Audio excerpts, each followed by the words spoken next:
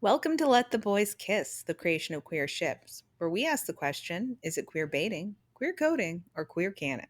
This week, we'll be discussing Joe and Nicky from the Old Guard. I'm Maddie. And I'm Kelsey.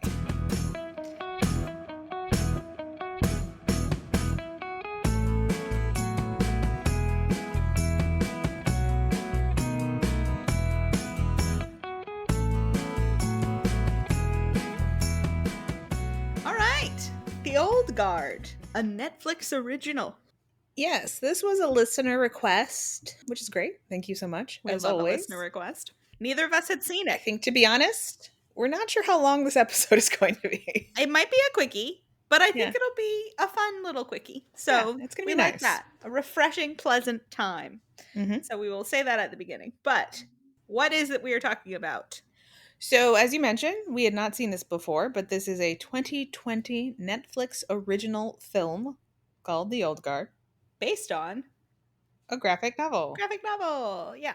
And the couple is Joe and Nicky. So what's their whole deal? So, all of our leads in the Old Guard are immortals for reasons we don't know. And they don't know, to be fair. They don't know. No one knows. It's unknown.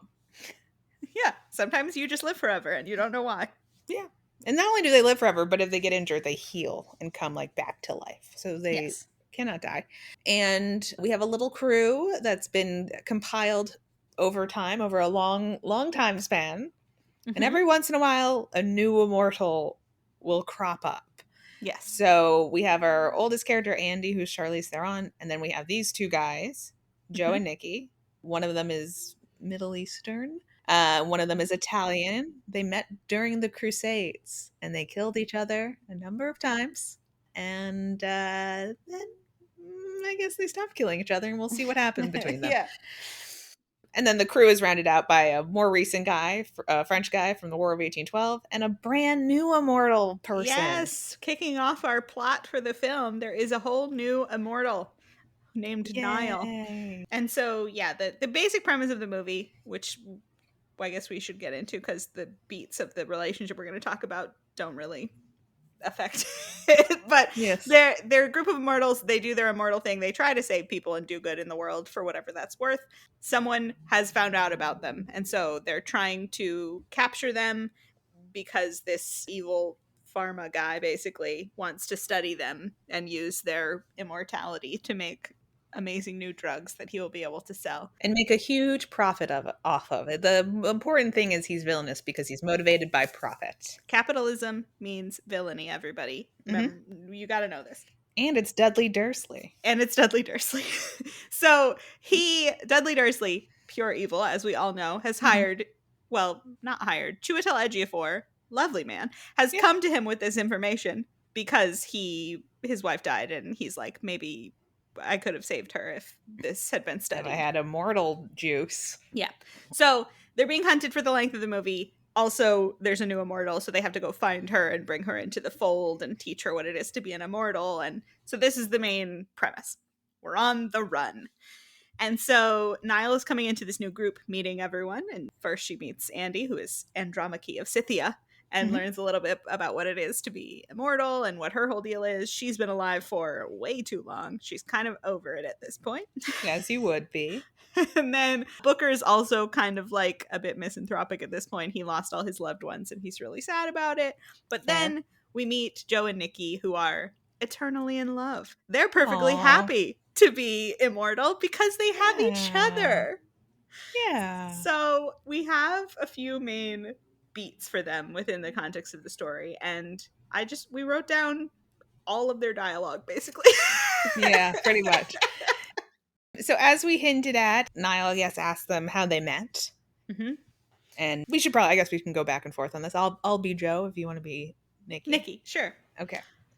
Nicky and I met in the Crusades. The love of my life was of the people I'd been taught to hate. We killed each other. Many times. How romantic. So yeah, the idea of the two of them is they killed each other, they couldn't kill each other, and then they fell in love.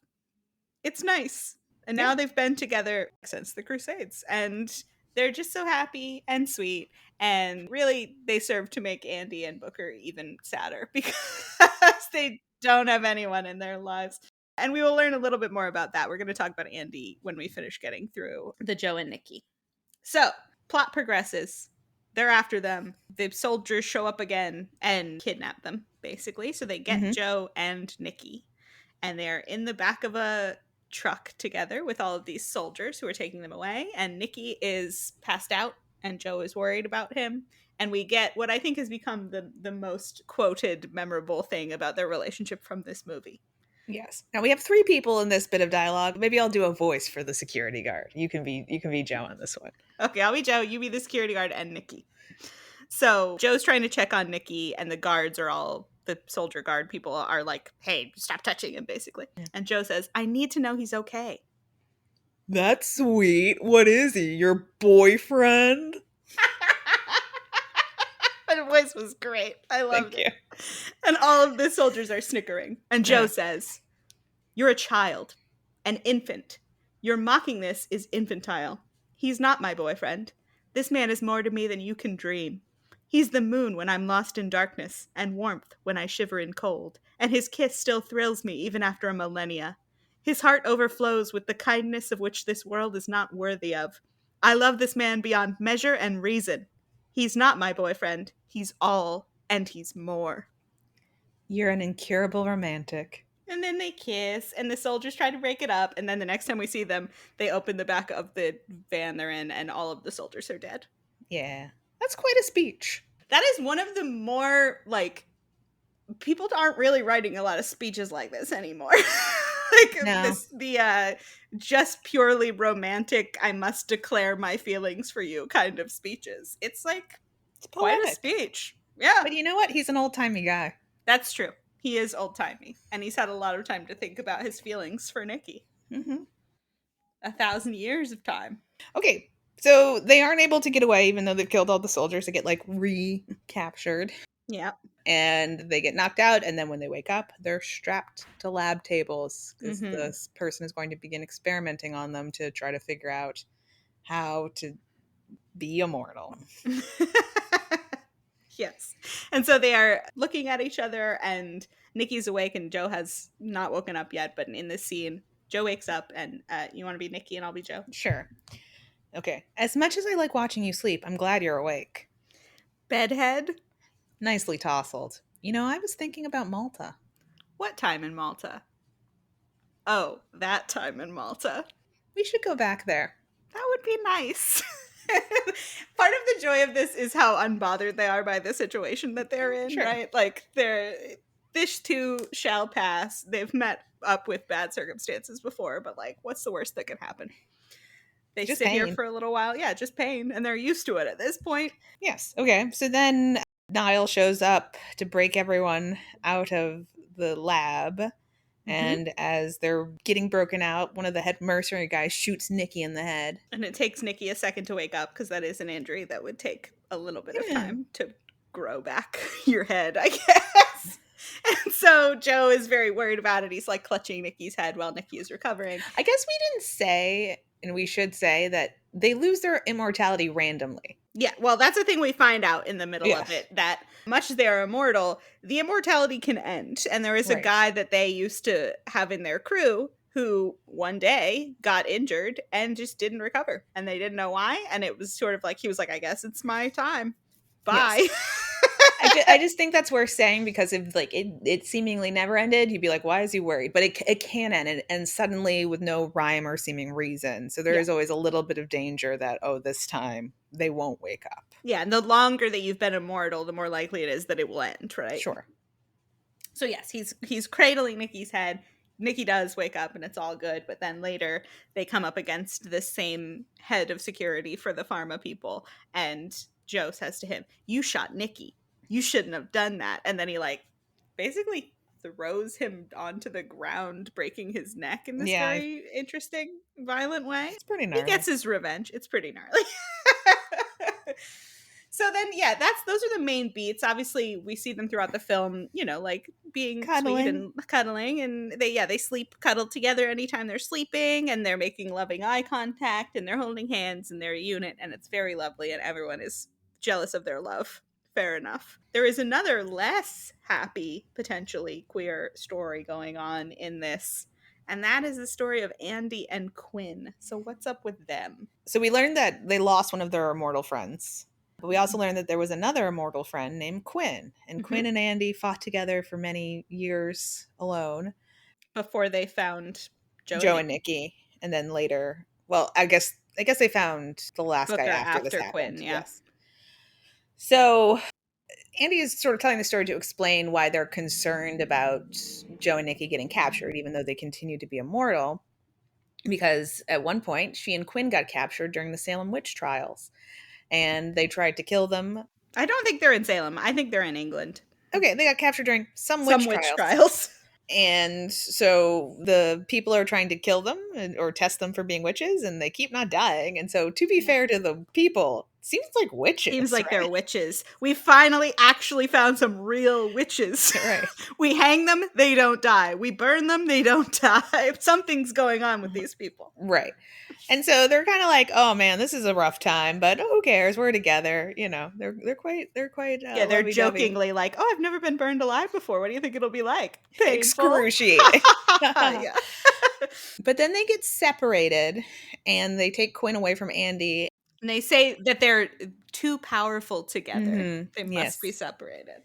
And so to separate them permanently, they take Quynh and they lock her in like An Iron Maiden. a steel coffin, but with the face open, and they dump her in the ocean somewhere. That is one of the worst things I can imagine. Yes. So within the rules of this universe, she's at the bottom of the ocean. She drowns. She wakes back up, and then she drowns again. And presumably, this is happening every 3 to 4 minutes. Yeah. For a long Hundreds time. of years. They say that this happens to them in the 1700s. Yes.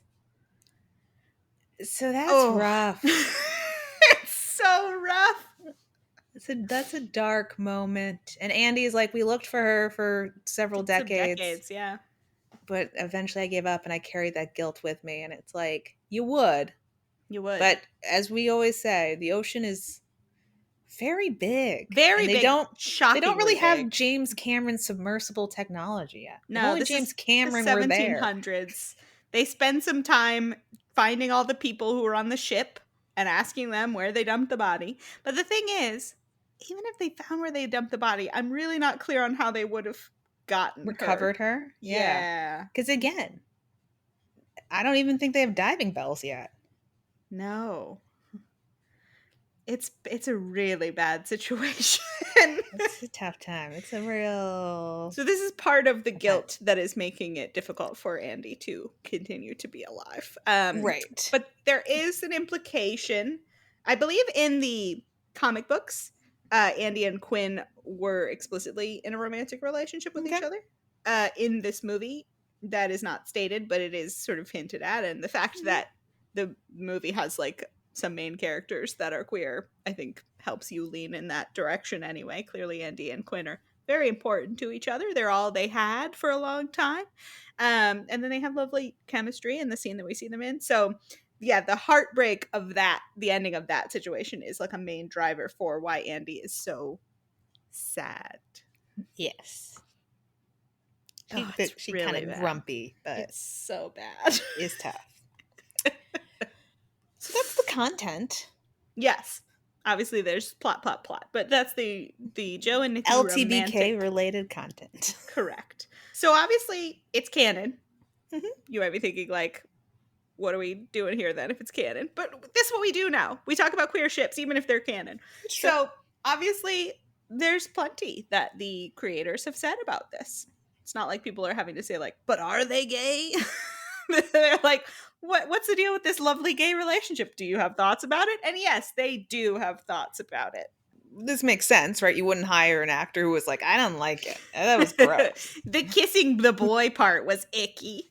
So everyone's very on board, very proud to be part of this, this story. So we have some quotes from the actors and then the creators. So we can Yep. start with the actors who play our couple, Marwan Kanzari, who plays Joe, and Luca Marinelli, who plays Nicky. Yeah. And so one of their thoughts is it's kind of similar to Greek myth, right? Marwan says, it had almost a Greek mythology, Achilles Patroclus type of relationship quality to it. And I fell in love with that. Luca says, it's a story of the power of love. Oh, It really is. It's so nice. And then we get Marwan going into more detail about Achilles and Patroclus, which I think we will end up talking about later. But people, if they don't know, this is like a famously queer myth, right? Achilles and Patroclus were in love. Achilles fought a whole army for like taking Patroclus from him. This is a whole thing. Yes. And so Marwan talks about this. They ask him, I read in another interview where you mentioned thinking of this as a relationship like Achilles and Patroclus in the Iliad. And Marwan says, that was the other thing. The Greek mythology aspect for me. You're talking about characters that are together for so long. If you and I are lucky, we can be with someone that you love for a maximum amount of time as a human being. But you can only imagine what that would be like if you could be 1,000 years old. That creates a love relationship, but also a psychological relationship, a spiritual relationship, an emotional relationship. That's something we've never seen or experienced. In Greek mythology, and I especially thought of Achilles and Patroclus, they have this indescribable attachment. A huge rope that goes from Achilles' heart to Patroclus' heart. Or at least when reading Homer, that's what I thought it was. Joe and Nicky, their souls are connected, and therefore I had the thought of bringing a little bit of Greek mythology back into my preparation, without making it too pretentious. You're trying to figure out where to start from, and that's where I started from. Okay. A lovely inspiration. Yes. And it is an interesting thing to conceptualize that they're not like an ordinary couple. Like they've been together for longer than you could imagine being together. That has to affect you in a different way than it would be to be like, even when people are like, oh, they were married for 50 years, and you're like, wow, 50 years, that's so long. That's like nothing to these people. Right. You think they'd get sick of each other, but no. They never As do. he said, his kiss still thrills him even after a millennia. Exactly. That's intense. It's because their souls are bonded by a string that ties them together. A rope, not even a string. Exactly. We also have some nice quotes that the actors enjoyed working together, which you always like to see and hear. You can usually tell on screen when actors are having a good time doing their thing they're doing. Yes. So in a quote with Digital Spy, Marinelli said, I'm very happy, very proud of spreading this powerful message of love through this movie. And they asked Kanzari about developing this. Like, how do you develop the sort of chemistry required to pull off this relationship? And Kanzari adorably says, it becomes really easy if someone is as attractive as this Roman actor is. He's a very, very gentle, kind human being, very humble, and a lot of fun to be around. The entire process of acting becomes a lot easier if you connect as human beings. For me, it's that simple. You might be able to achieve interesting scenes together if you hate each other outside of work, but it makes it easier, at least for me, to just get along. That's nice. So pleasant. Again, you guys, we said this at the top. A pleasant episode. Everything is so nice. They also were asked about where they might like to be in a sequel. We do know a sequel is coming. Yes. And I believe the writer envisions it as a trilogy, so we'll see if the second one does well enough to make that third movie happen. But yeah, they asked, where do you see your characters in the sequel? Always together, responded Marinelli. Oh. Kanzari adds, I'd be interested in seeing their relationship as it started, to have a little flashback and go back in time. At the same time, I would like to see what would happen if they lose each other. Oh, hopefully not permanently. Like, I mean, if one of them dies, or like they just can't find each other. I mean, one of them dies. But yeah, if they physically lost each other, I mean, they lost Quynh. They did. But again, like now you'd be like, I gotta get James Cameron. We kidnap James Cameron. We say, James Cameron, you gotta Oh my find. God, that plot's amazing. Someone throws either Joe or Nicky onto the bottom of the ocean, and then they kidnap James Cameron. Played by himself. I love that. That's great. Okay, so the actors loved it. The actors were having a great time playing these characters. It meant a lot to them. How did the creators feel? So the writer of the graphic novel, or at least I think maybe the co-writer of it, Greg Rucka, is the writer of the screenplay. And it was very important to him that this relationship be carried over into the movie. In fact, it was essential. So he made a condition that any movie made had to include that romance. And he said, I wanted a happy queer couple. I felt the audience needed to see here are two people who, if not for this, probably wouldn't have found each other. They have what they have because they have this gift. They meet killing each other, and only within that discovery that they can't do it are they able to put down all this bullshit about religious hatred, about these cultural mandates, and look at each other and be like, you know what? You're magical to me. My blessing isn't that I get an eternal life. My blessing is I found you. Oh, all of the quotes are so sweet. I want more. That's lovely. That's the sort of thing you want to hear from your writer, who Yeah. clearly like cares as much about this couple as the fans do. That's very nice. And I agree, man. We all want to see a happy queer couple. Enough sad queer couples. It's a hard thing to find. Yeah. And unless one of them loses their immortality, you literally can't kill your gays in this one. But they literally buried one of their gays under an ocean of water. It's really tough. It's really tough. Don't worry, guys. She comes back and she's going to be the villain for the next movie. Spoilers. This is not a spoiler-free zone, and it never has been. Yeah, okay. Okay, so we have Greg Rucka. Love it. The director of the film is Gina Prince Bythewood, and she also really loves the Joe and Nicky relationship. What's not to love? She says that the speech that Joe gives about Nicky when she read the script was one of the reasons that she wanted to make the movie in the first place. It is an impassioned speech. It's quite lovely. Yeah. And she said when she cast Kenzari and Marinelli, she knew we had the right guys. So this is her talking about their dynamic. We had Luca fly in to do a chemistry read with Marwan, and it was instantaneous. They just clicked. I remember when Luca left, Marwan said, that felt so easy, and it really was. It was an instant connection. These two just dove into these characters and protected each other. And then in a funny little side story, she talks about their connection with each other extending so far as to the like hair and makeup choices. Yeah, impact the production of the picture. Yeah. So she had decided she wanted to shave Kenzari's head for the movie. She just, I guess, thought it would look cool. I don't know. And Marinelli said, hell no. Yeah. He said, citing the fact that I guess the character had curls in the novel, he convinced her and he convinced Marwan, we can't do it. We have to leave his lovely flowing curls. And Gina says that's how invested they were in their relationship. So it was really beautiful to see. Their friendship that you see on screen is absolutely real. Aww. Love it. Love it, love it, love it, love it, love it. It's great. So all of the creators are very explicitly on board, which makes sense. And it's all very nice. Yeah. So nice that the fans are also really into it. Fans love a canonically queer couple. You get so little of that. And there's so much interesting about this, right? They're canonically queer. They're also, one of them is not white. Yep. That's a fun, interesting new thing. And then they're in an action movie. How often do you see one gay guy, let alone two gay guys in love in an action movie? And it's historical as well. We get to see the gay guys through history, which you really don't see a lot of. There's a lot of really good stuff happening here. So there's plenty that you can write about. When I first was watching this, I was thinking, like, I often struggle when I see happy in love canonical couples to think, like, what are people writing about them? Because they already are so happy in love.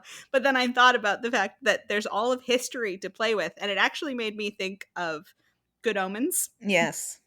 The episode where they sort of like going throughout time, having all their little fun adventures together. And I was like, you could absolutely write Joe and Nicky through the ages. Like, and then we had fun doing this in 1850s, you know, wherever. And like, that would be delightful. Right. Love to see it. So there is plenty of fan culture around this. On AO3, there's a lot of fic. There is. Yeah, this blew up pretty good when it came out. Yes. So there are about 10,000 fic total at this stage. For the old guard, yeah. For the old guard, about 7,300 are Joe/Nicky. But it's also worth saying that the year this came out, it was number 24 on the AO3 Top 100 of 2020. Yeah. And number 62 the next year. So it held up for a little while. It dropped off the 2022 list, but So it's fun. We like to see an active fandom. It's tough, as we've discussed many times, to keep a movie fandom going because you're not Yes, getting influxes of new material very often. it's So true. yeah, hopefully they are reinvigorated by the content of The Old Guard 2 whenever we get that. The old guard too. The older guard. Yeah, The Old Guard 2, olderer. So we read, as we always do, the most kudos fic for this ship. It is called Kidnapping for Dummies, and it is by Emeril. And it's a short, sweet little fic. The premise of it is Joe is out doing the grocery shopping, as you do. As you do. There is like I can't remember if this is referenced in the movie, the fact that they cook, but I have looked at a couple of fic for this just to sort of get a sense of what was going on, and cooking was a part of more than one of the fic. So this is like, I don't know if this is canon or fanon, but there's like a cooking element. I guess because people like the domestic sort of life of them. But Joe's out doing the shopping for the cooking that he's going to do for Nicky, and some bad guys, your regular criminal types, kidnap him. Mm-hmm. Now, he just kind of goes along with it because they don't really seem like they know what they're doing. They don't seem like they know that he's immortal and it's very dangerous for them to kidnap him. So Yeah. he's like, well, I guess I'll just go along with this and then try to figure out who hired them because that's actually who the threat is, not these guys. So he gets kidnapped. They call Nicky, who is like, what's going on? You have him? Is he alive? And he's like, yeah, I'm fine. And Nikki's like, okay, well, good luck to you all. It's that meme of you don't have him, he has you, is what this is based Yes. on.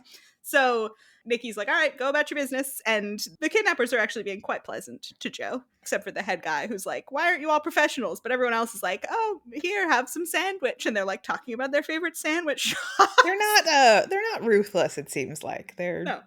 yeah. So he has a fine time. He ends up escaping from his handcuffs and, like grabbing one of the guy's guns, turning it on them, getting the information out of them about who hired them to kidnap him, just as Nicky and the rest of the old guard show up to rescue him. He keeps them from killing any of them because, they were all right guys. Mm-hmm. And, and they're like, I don't really want to be in kidnapping anyway. You should think about getting into a different line of work. And Yeah. they're like, yeah, maybe I will do that. And so the end of it is they've rescued him, they're getting out of town, and they drive by the sandwich shop that was recommended to him by one of the kidnappers. And Joe's like, we should stop there. I've heard that's Yeah. a good place. And they go in and to get sandwiches. And one of the kidnappers is now working at the good sandwich He got shop. a new job. He got a new job. It's lovely. It was very nice. Yeah, I thought it was a really fun time. Just a pleasant little thing when again, at the beginning of this search into the fanfic, I was like, what are people writing about these people? And this, to me, I was like, this feels in keeping with the tone of the Joe and Nicky relationship. Just like a funny little fun thing. Yeah. We're all happy. I'm happy reading it. They're happy in it. It's like, great. It's nice. It's real nice. Pleasant, pleasant, pleasant. That is the theme of this episode. So, is there anything to dig into? Are there controversies? Not really. We spent a while being like, but what's our angle for this episode? And we came up a little short. Like, I'm sure. I don't think we even saw anything really about people pushing back on there being queer characters. Like, I don't know if it's because it's a Netflix thing, and so people are like, well, I don't know, it's just a Netflix movie. Who cares? Yeah, it's like if you're seeking out this movie, you probably already knew about this, and this was part of your calculus for deciding to watch it, right? Yeah.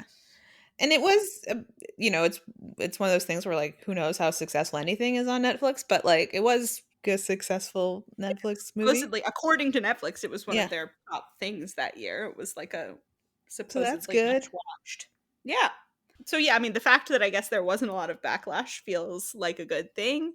Obviously, it's nice to see people wanting to make things about queer characters. It's cool to see queer characters, as I said, in an action movie, specifically in a comic thing. That is Mhm. a rarity, as we've all experienced in like all things Marvel. Yep.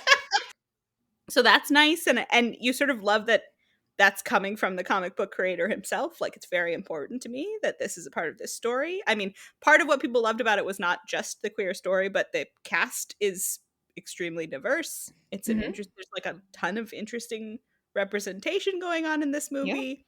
People are very happy about it, seeing themselves on screen. We saw Gina Prince Bythewood talking about how she never got to see Black women on screen that she could look up to when she was a kid, and so it was really important to her that, you know, Niall, the new character in it, was that for her. It's just sort of like a lot of happy wish fulfillment for everyone involved in making it and everyone involved in watching it. And the like tiniest whiff of controversy we got from the whole thing was some little tiny fandom squabbles with like people who specifically didn't like a member of the fandom. Like that's as Right. far as this goes. Yes, but nothing to do with the actual creators or the fan creator interactions. You know, we'll see the sequel come out and we'll see what they do there. It feels like it's probably also going to be positive, but who knows? We'll find out. It's in the Yeah, future somehow for it's gonna us. turn around and become like really homophobic and Yeah, the old guard too. it seems unlikely, but anything's possible. Truly anything is possible. Which is why Greg Rucka had to be like, my condition for making this is keeping this couple in. And you're like, why did he have to say that? They were main characters in the graphic novel. But you'd be shocked how often in Hollywood's past studios have been like, yeah, we'd love to make this if you just make them white, make them Right. straight, make them whatever. And you're like, okay. Yes, yes, yes. But yeah, all that to say, not a lot of controversy, not a lot to discuss, really. Honestly, not a lot of scenes between Joe and Nikki in the movie.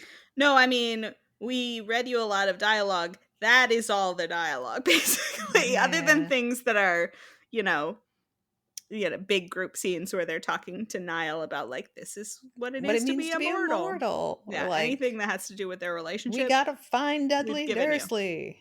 Yeah. There he is. Go get Dudley Dursley. He's that way. Yeah, you know. So yeah. I mean, here's where I guess I call out to the audience, either the person who recommended it to us or anyone who is part of this fandom. If there's more to this, Yeah, if we please couldn't, if do we let us missed it, know. if we fucked up this episode, We hope that we have given a good tell us. representation of what is going on here, but nothing super negative Nothing really jumped out to jumped out us. to us. It seems really nice. It's good. It's good. It's nice. It's that representation we beg for in every episode of this. So great work, everybody. Mm-hmm. Does that lead us to the question? Are we there already? Is it queer baiting, queer coding, or queer canon? It's queer canon. Yay, queer canon. You love to see it. I do. Yeah. So we don't need to gender swap the characters. Well, if we gender swap them, they would not be a couple because Yeah. they gay. Mm-hmm. Why isn't it canon? It is. Yeah, they did it. They made it canon. It's always been canon. There's canon in the source material. It's canon in the movie. Yep. It's canon all the way down. It's canon all the way down, everybody. So yeah, that's a fun little one. I mean, happy to have watched it. Thanks for the recommendation. And a good time was had by all. Yeah, we'll look out for the sequel. See what happens there. Okay, so we're in the future. This is probably in the episode description, but we recorded the first half of this episode two years ago, maybe something like that. But now the sequel to The Old Guard has come out, so we're going to talk a little bit about the sequel as well. The Old Guard 2. It only took 5 years for it to get made. Mm-hmm. So, we're talking about the same ship we talked about last time, which is, well, this time. God, this is very confusing for me. We're still talking about Joe and Nicky, but we're also talking about Andy and Quynh, because we have the arrival of a new character. Thankfully, Quynh made it out of the bottom of the ocean. We're all glad for her. Yeah, I mean, that had to be a rough time. Just guessing. It seems like it. So, yeah, we watched The Old Guard 2. Yep. So we've both seen all the things. Oh, yeah. Still. So, what's happening with Joe and Nicky in this one to check in with them? I guess after The Old Guard 1, everyone's still together doing missions. Mm-hmm. And Joe and Nicky, are continuing to be together. But we will get to a little bit of conflict between them in this film. Oh, yeah. It was not all hugs and kisses like it was in the first one. There's Mm-hmm. actual tension, which is coming from a number of issues raised in the first one, namely mortality. What does it mean for us? Great question. Great question. So early on, we find out that Booker, who they exiled in the first one, they're actually still in contact with. Well, Joe is still in contact. Yes, with Joe Booker. has been in contact with Booker. He's keeping secrets from Nicky, which is frowned upon. But luckily, before we find out what the secret is, he's still weirdly texting people, but they flirt about it. So they're all at dinner, and Joe is texting someone on his phone, and Nicky's like, "Who are you texting?" And Joe says, "It's my new boyfriend. Come on, let's go to bed." And Nicky doesn't want to leave. He grabs the alcohol to take another drink. And in Italian, Joe says, "Sure, have another drink. You'll snore all night like a boar." And Nicky, offended, is like, "You sleep talk all night." And then he, gets him up and they go off to bed together like a happy little married couple, not knowing they'll be fighting soon. Yes. So they do one of their little missions. And then Andy's like, "I got some stuff to do. Let's all go to Venice." Where are they? They're all over Europe because they're in Paris, which is where Booker lives, I think. Oh, maybe they're So in they Paris. go to his house, but then they are definitely in Italy at one point. Okay. I'm also confused. I just watched Mission Impossible Dead Reckoning, and they were Oh, also God. in Venice. I'm sure, yeah. So I'm turned all around. So they get to Paris, presumably, and Joe's like, "I need to do something on my own." And Nicky's like, "Since when?" And Nicky's like, "That's never happened in hundreds of years, but sure, you go ahead." And we didn't write this down, but as they part, they like lean against each other and do a little te amo as they part, because they're little sweeties. And then, of course, Nicky is like, "We're following him because he's lying, and I can tell." Yes. And so that's when they discover, Nicky and Niall, that Joe has been talking to Booker. But oh no, Booker's gone. And there's like a lot of blood. signs of a struggle in Yeah. Booker's apartment. So that sets off the events of the film. They have to go find Booker. And so, like, plot happens that we won't get into here because it will be more of Andy and Quinn's story.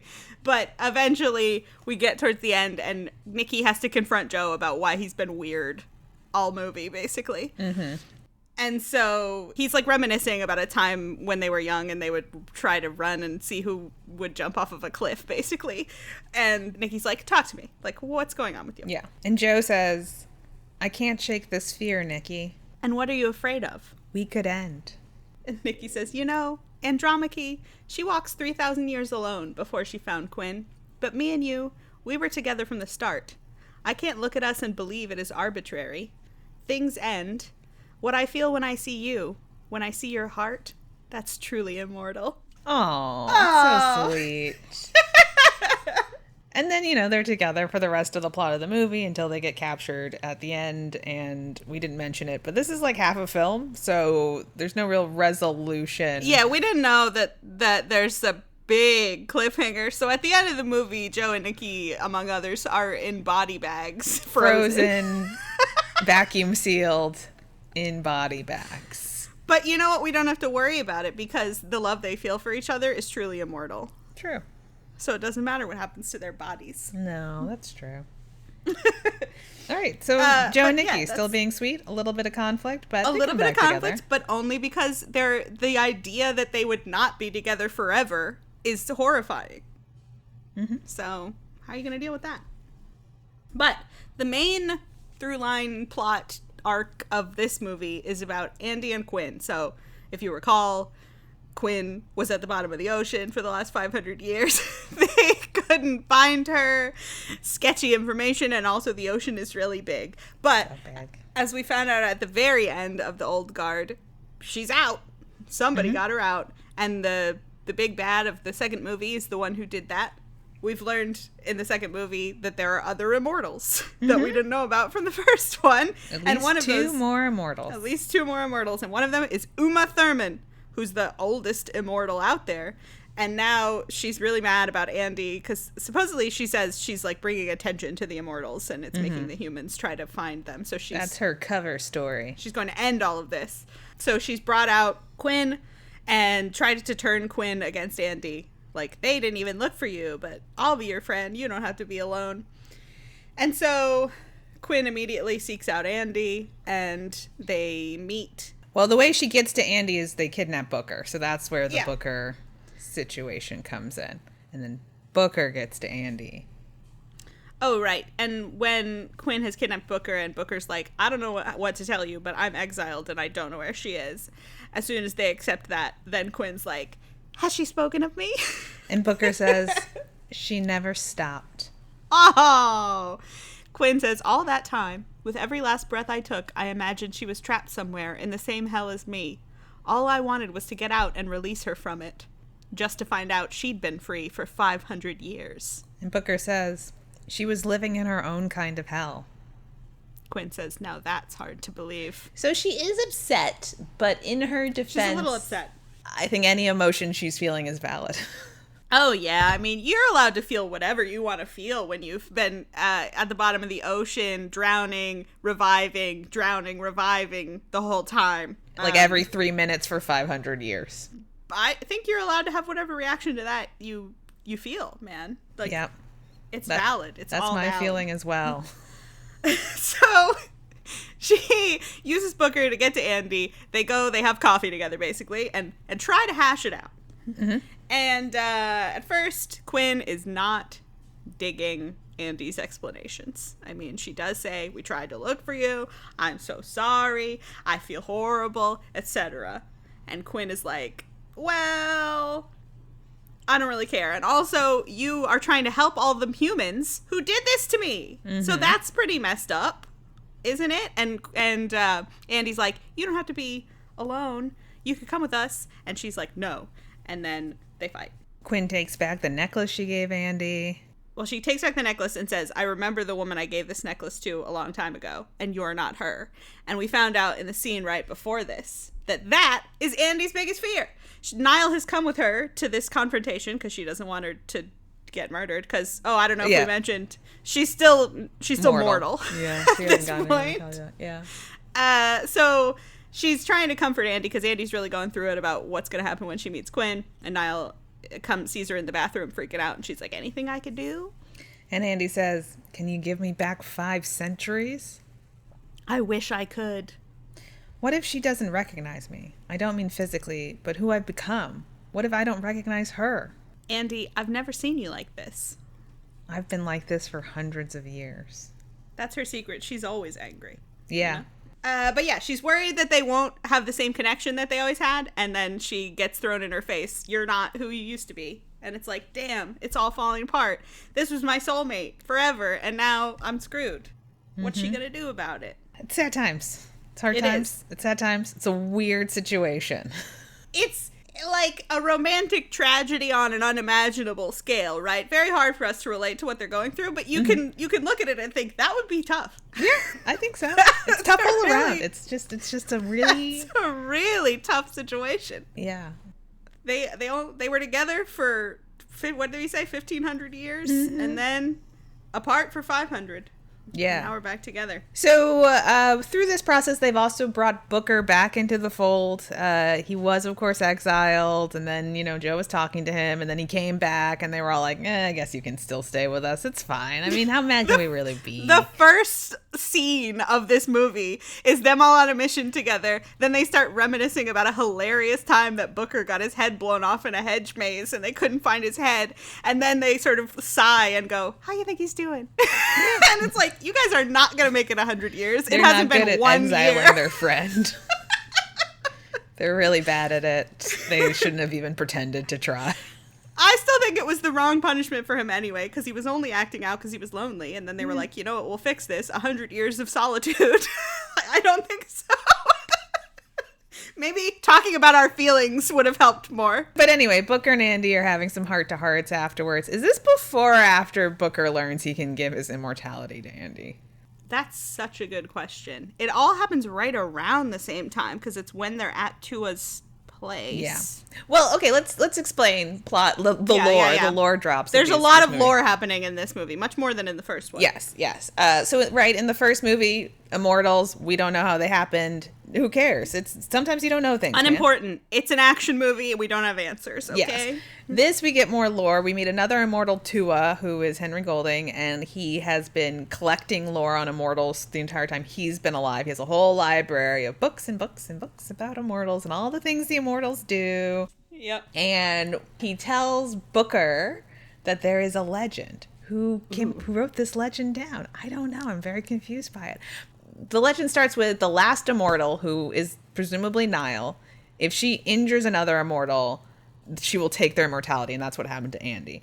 So Andy got injured in the first movie by Niall, and now she is mortal. Mm-hmm. But also... the flip side of that, yeah. At the same time.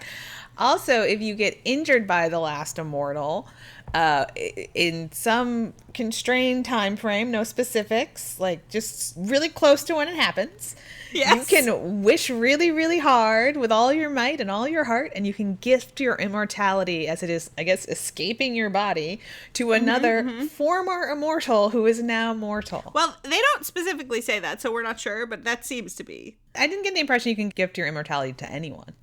Well, but I don't think they say either way, and they don't know anyone that's not immortal, basically. So. Well, either way, if you really think about it, as it's ebbing out of your body, you have to really want it. Gotta really want it. You can't just absently think, I guess I'll give it to them. Do you have to touch the person? No, seemingly not. You just have to wish it really hard. Yeah, with all your heart. With all your might. So as we recall too, right, Booker has been sad. He kind of doesn't want to be immortal anymore. He really doesn't want to be immortal anymore. That's the entire basis of the first one, is him hoping that these people can find a way to make them not immortal anymore. Yeah. So, perfect opportunity. Thank goodness this lore drop happened. Now he can, Yeah. He's like, I could be not immortal, but also I could make Andy immortal again, because I assume that's something that she wants, even though she hasn't necessarily expressed that. She probably wants it more than me. Yeah. He's like, she definitely wants it more than I do, because I'm literally suicidal and she seems fine. Yeah. So, great. Thanks, Henry Golding. Okay. So, but they're having some heart-to-hearts about... Yes. Quynh. So, Booker comes to Andy and gives her this whole speech about, like, how he's doing and how... they never talk. Basically, it's about like why things got so bad in the first one, because they never talked to each other, and he's telling her that being immortal means you're always leaving things unsaid, because your assumption is you will always have more time to share your feelings with people, but that just makes you never share your feelings with people. And so he's like, maybe a silver lining of Quynh coming back right now is that you're mortal, so you're like, you gotta say your shit because you've only got so much time, which is a nice sentiment. And Andy says to him, you wish for something for so long, but it's just not that simple. And Booker says, she's betraying you out of hurt. It's not over yet. We always make it through. Have a little faith, Andy. Which is what she said to him at the end of the last movie. It's a callback. Callback. Okay. So Booker does give Andy his immortality. Of course, he doesn't tell her until a critical moment where they have to run down a hallway and fight a bunch of people. But more importantly, no one tells Niall that if she injures one of them, they will become mortal. Yeah, I think that's a mistake. I think you should let her know, because she's just casually, like, sparring with people. Well, and yeah, I mean, sometimes they injure each other. Part of their, like, the way they show affection is through fighting. Also, does Henry Golding tell anyone other than Booker? No. Henry Golding's keeping secrets all over the place. Come on, Henry Golding. That took time to call a house meeting. I know. As soon as you figure that out, you're like, guys, just, I don't know if this is true or not, but there's some lore that might be applicable. Wow, Henry Golding. And alas, he does not. Whatever. So, yes. In a dramatic moment, Booker does reveal to Andy that this has happened, and then immediately after that gets himself killed. And it's a real bummer for Booker. Well, it's a real bummer for Andy. I think Booker's fine with it. I think it is what Booker wanted, so he's like, yes. Sweet release. And now Andy's immortal again. And Andy's immortal again, but unfortunately, immediately, Quynn's not, because of the aforementioned secret keeping from Niall. Yeah. So she does a little fighting with Quynh, and all of a sudden, Quinn's mortal, Andy's immortal. These two just can't get their timing right. No, it's really tough. So at the end of the movie, as we said, Uma Thurman's character Discord has captured all of We everyone never else. mentioned that that's her name. I know. Discord. No one goes like the server. That was my first thought too. So she's captured everyone except for Andy. She's frozen them, put them in body bags. She's taking them away. We do learn that Discord is also mortal, and she really just wants to get her immortality back by getting one of them to gift their immortality to her. Mm-hmm. So that's her real goal. And then she does that thing, that classic thing where she's like, do you have any idea what it's like to be immortal forever and then wake up one day and you're immortal? To Andy, who's like, thinking yeah. Yeah, I do. Thanks for asking. You want to talk about it? Maybe we could hash this out. Yeah. So, yeah, all that's left at this place is Andy and injured Quynh. And so... Yep.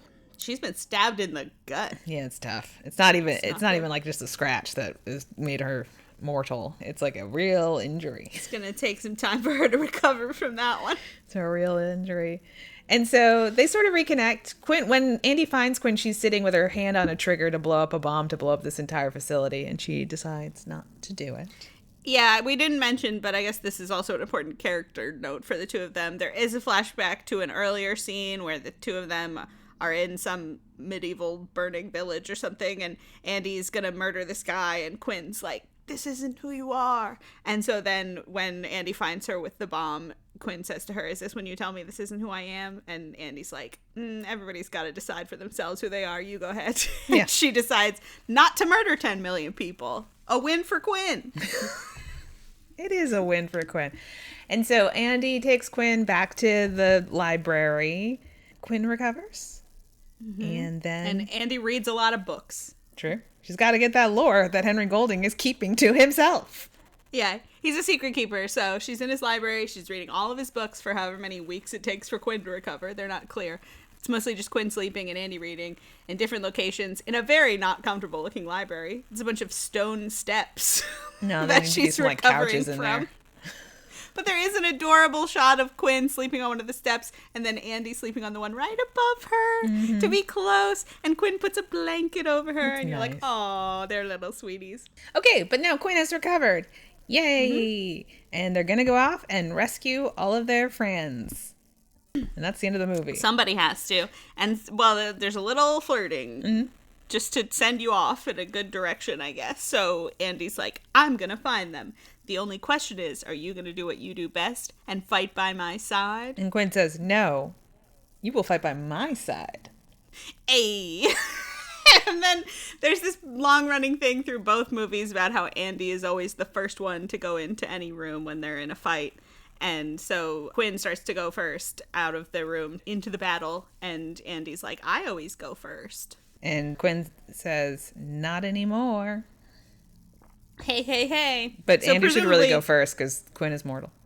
Yeah, that's the thing. It's like the immortal person should always go before the mortal person. But to be fair, Andy was immortal and still insisting to go first through all of the last movie. So it is what it is. So yeah, if there's a third movie, it'll be the two of them flirting and fighting to get their friends back, I guess.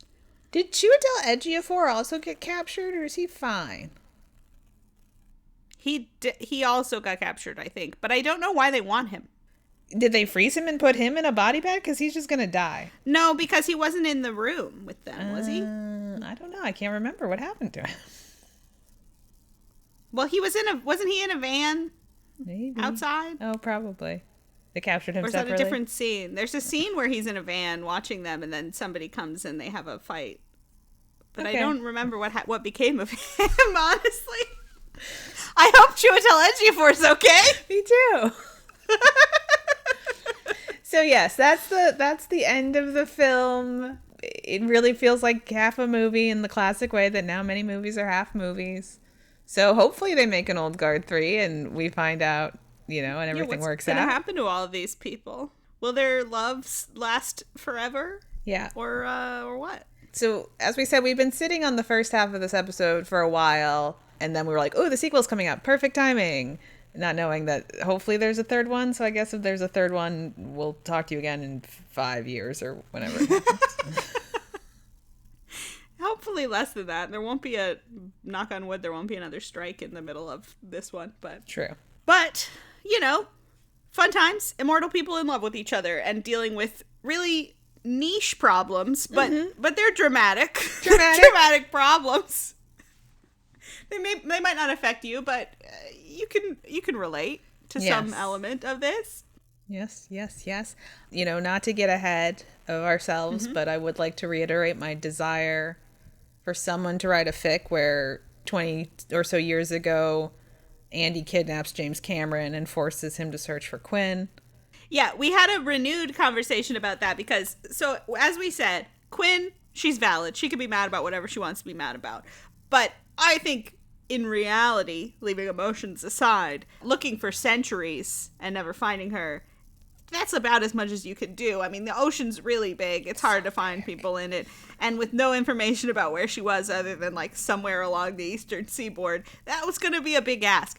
But what she should be mad about is your James Cameron thing. As soon as the mid-90s hit and she heard about all this new ocean technology, that's when they should have been like, I can go find Quynh now. Now's the time. When all the promotional material for Titanic started coming out and James Cameron was like, I'm going to the Titanic, I'm in the bottom of the sea, submersibles, that's when you say, we got to start looking again because now we have the technology. We have the technology. And clearly they do have the technology because Discord was able to find her. So I think that's where you've really let her down. Yeah. Is just recently. Yeah, because also, too, you know, without a submersible, how are you going to get to the bottom of the ocean? Even if you located the general area, like, how are you going to get down there to recover her? It's very, like, I don't understand it. But, yeah. I mean, 500 years ago, they were not going to be able to do that. No. She'd have to be in pretty shallow waters in order to actually get her up. So, again, exactly like you're saying, really angry about the last 25 years of not looking. Yeah. First 475 years, you did your best. Yeah. Last 25, did you forget about me? Because I was still dying for those 25 years, just so you know. That would have been the time. Yeah, exactly. Well, do we have people saying things about this one that's different than what they were saying about the first one? Not too much, but we do have a new director, so we wanted to check in and see if our new director, Victoria Mahoney, has anything to add about, you know, what happened in this one. She did give a little interesting insight about the characters, the Andy and Quynh relationship, in that those scenes we talked about with the "this is not who you are" thing, as apparently Charlize Theron's idea. Came from her. Charlize. Way to go, Charlize. And so Victoria Mahoney says about those scenes, it was to give the audience another view of who these two were in time and what they've meant to each other. It wasn't just fighting side by side, but pulling each other from the dark side. My job was to grow all these wonderful aspects of what had already been planted, how to honor them, celebrate them, and then expand. Going to your darkest self, many people can relate to that, and that makes them think the person in their lives who says, that's not you. See, really they nice. are relatable. They're relatable even though they're immortal, right? Yeah.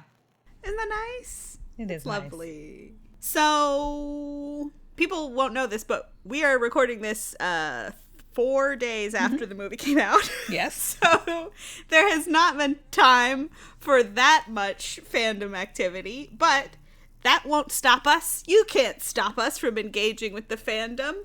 So we figured since we read some Joe and Nicky fic for the last one, we would find some, whatever the most popular Andy and Quynh fic from like 2 days after the movie was, and read that one. So we have done that. Yes, but before we get into that, do we want to talk about how the number of stories has changed, or where we're at in terms of? Yeah, so there hasn't been any update to its presence on the ship stats list. We already talked about it, sort of moving down and from like starting in 2020 and then down in 21 and then not on the 22 list. It's not back, as you might expect. We'll find out at the end of this year if there's a resurgence. That's true. If there's a resurgence, we will know when we do the Old Guard 3. But I don't remember what the numbers were. I don't think they were that different. But there were 7,400-ish Joe and Nicky fic. We got 1,200-ish Andy Quynh fic. And that is of the about 10,000 Old Guard fic. Mm-hmm. Pretty good. So, what's this fic we read? It's a little shorty. It's called Through Time and Death by LJT. Legita. Legita. I'm assuming that's how it's pronounced? Yeah, I would think so. And it's right at the part where Quynh is recovering, and it just is a little bit more of an explanation or an exploration. Both, maybe. Yeah. Of how they come back together and what Andy's feeling. And, her being like, I'm really sorry, man. And Quynh being like, it's okay. It's okay.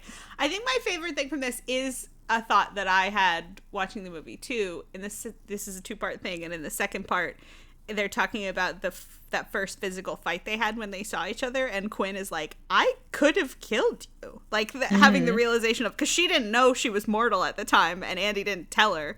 And that's my thought through that whole fight is like, Andy, you should maybe mention that she could do you some serious harm here. Yeah. I don't know why you're keeping that a secret. There's so many secrets in this one. But yeah, looking back about the timeline and Quynh going, I could have really hurt you or killed you, and Andy says to her, I would have let you if that's what you needed from me. And so it's like, oh angst.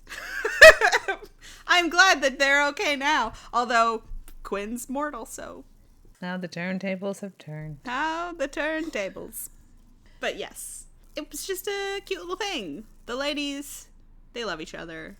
Even though they've gone through some tough stuff. True. Really, really rough out there. True. All right, well, that's the Old Guard 2. Hopefully they make an Old Guard 3 so we can complete the story. It sucks to end on what is a complete cliffhanger. Yep. But we'll find out.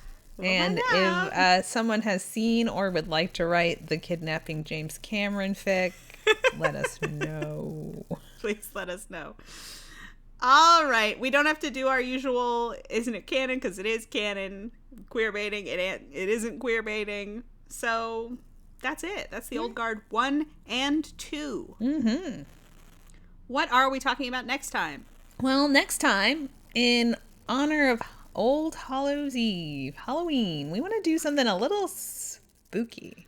Spooky? And so we are thinking about, over the next few years, because that's the timeline we're on, of doing some vampire stuff around Halloween. Yay. Different types of vampires. And we're going to start with some Nosferatus. Nosferatu, our favorite vampire. Now, if you have listened to our Oscars podcast, you will know how we feel about the 1920, well, I don't forget what year it is. 2022, I think it 1922 Nosferatu. Big fans.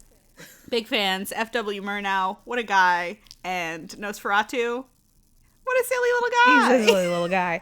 But we will also watch the David Eggers Nosferatu. A different tone, I assume. We think so. Based on our perusing, we haven't seen it yet. It seems like it will be different. Different. Yeah. But we'll see if we agree with the take.